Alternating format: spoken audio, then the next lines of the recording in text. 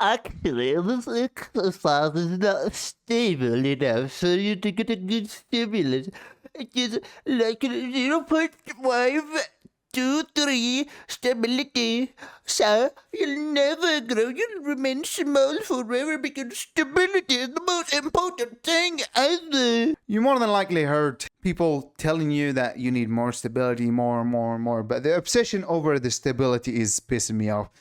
I've been seeing so many people putting so many handcuffs. Like, the next step is literally just goddamn gluing yourself to the machine so you have no stability leaking. I've been seeing so many people with this cuff on the wrist, cuff on the elbow, and doing like the most stable exercise ever on earth when they're so small. And you'll be like, oh, just give me some time. I'm gonna grow, actually. I need to put the glasses on when I talk like that, but forgive me. And it's not the problem. It's the problem that you people who focus so much on stability don't know shit about programming, don't push yourself hard, don't eat, and you always look like shit. If you want to do yourself a favor, if you know how to do your Stability? a favor, okay? You know what you need to do? You need to get big so you don't embarrass your ideas. There are so many people who are small that obsess over things that don't matter. And the reason these people are small, it's not because what they're doing is wrong. I bet you that exercise is just fine. No knock on the exercise. It probably will let you push like 1% harder or 2% harder. I'm not knocking you on that, okay? It's the problem that you don't understand why you're doing things. You're doing things for sake of doing things because it's trendy, because this famous guy said do so, and you don't even stick long enough with anything that you learn or try because the new trend is coming and we've got to change.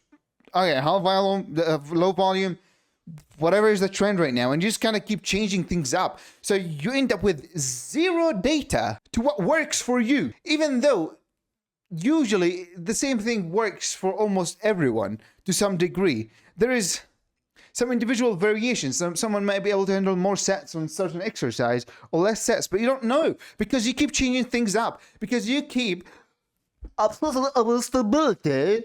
or whatever the new trend is. And you switch exercises, you see the new trendy, more stable exercise, you see the new fancy machine that is more length and bias, allows you to go deeper than last time. And it is ruining your progression. You will stay small, trust me. Or your rate of progression is going to be so insanely horrible that you might end up quitting the gym thinking that your Genetics, actually. fucking suck.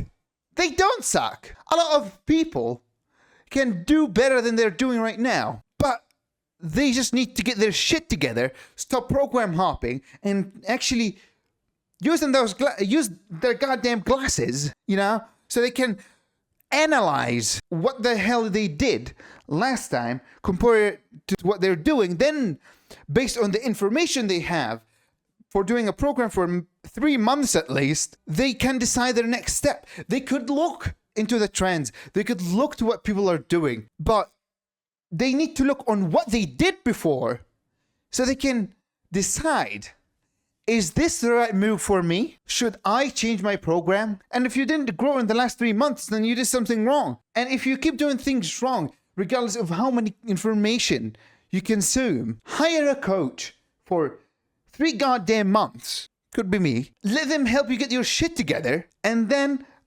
look at how they programmed for you. Ask questions. A good coach will answer your questions. Why did you give me so X amount of sets for this day? They'll give you the reason. They'll explain things to you. That's what a good coach would do. They will teach you along the way. Good coach, in my opinion, is a coach you will not hire again, or a coach you will need to take breaks from because he helped you get your shit together, and now you got the ball rolling and you can carry on by yourself. And then maybe you struggle again with certain something, he helps you again, and then you leave again. You don't need to hire a coach for a whole year. You could just hire a coach, steal the goddamn information they give you, which is actually not stealing because you hired them, but you got what I mean, and understand what is going wrong. Or just find different YouTubers. Find someone else. You might be just watching, for example, science-based lifters only. Watch the people who are bros. Watch people who are beyond between. I learned from people who are science-based. I learned from people who are not science-based, who are like more of a gym bro. And I've learned from people who are in between. They read what is new on the science. On the other hand, they see what the previous generations of lifter did to get better squats, better deadlifts, or maybe bigger muscles. And the way you should view it is you need to challenge your beliefs. If you are in your comfort zone the whole time and nobody's challenging your beliefs, instead of only watching people who are like RPE, Milo Wolf, Jeff Nippert, for example, those science-based lifters, watch a bro. Listen to him. Watch some guys in between that is neither a bro or a science-based. He found what works for him. And most of these people tend to be coaches, actually. They coach people. So they not only have their own anecdote, they have anecdotes from many other people. Do you want me to list people who are great? Alpha Destiny, Bolt Omni-Man, GVS, Sam Sheether if you're strength training. There's Steve Shaw from Massive Iron. There is Hersev Yak. I think I butchered his name. There's Atlas Power Shrug. There's just so many people. There's Alexander Bromley.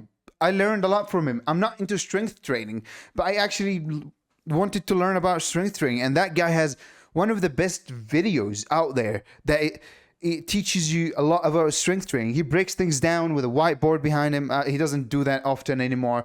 But like his old whiteboard content is one of the best content out there for strength training, in my opinion. There's also Natural Hypertrophy, which is not the greatest person for gym stuff. I honestly didn't learn that much from him. He did teach me some things, but that guy, he fooled me. He's such a scammer. I went to his channel for fitness stuff, and then I ended up staying for the philosophy stuff he posted about, and it helped my mindset for the gym, which is great. But like, I learned things. I wouldn't put him at the top of the list. Sorry, Natural Hypertrophy. Philosophy stuff, great, amazing. I like your 4-hour video essays. Fitness stuff, you're not my first pick. There's also Candido Training, another good strength training, because I'm trying to not pick only people who are interested in hypertrophy. That's, I think, most people I know. Hopefully I didn't miss anybody important.